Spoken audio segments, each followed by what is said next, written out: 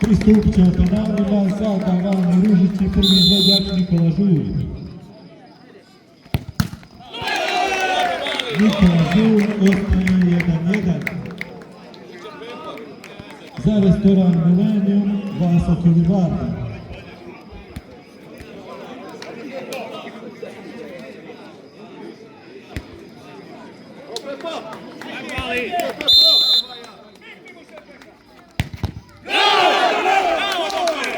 Vasa Kilivarda ostaje 1-1, druga serija.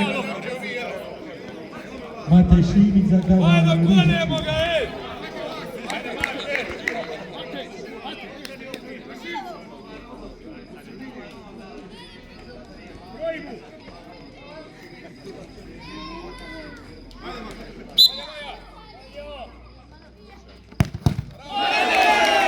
Matej Šimić ostaje 1-1.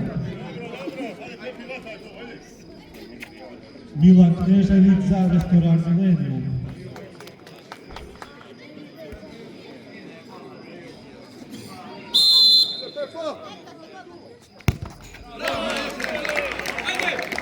Milan Knežević 2-1.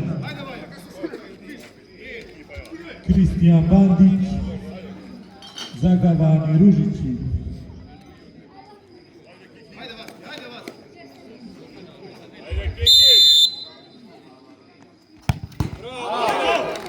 Kristijan Bandić 2-2. Miloš Pantić za restoran Millennium.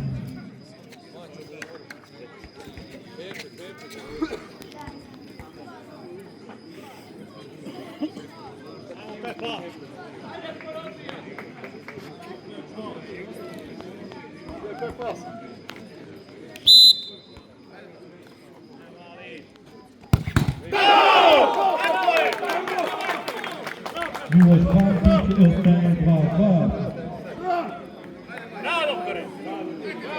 Mario Pezer za Gavani Ružići.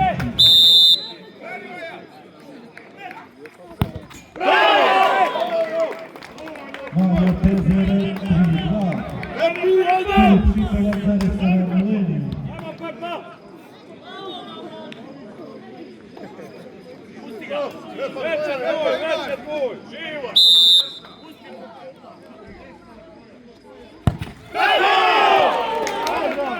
Filip Šipalac ostaje 3-2. Drago Bandić za Gavani Ružići.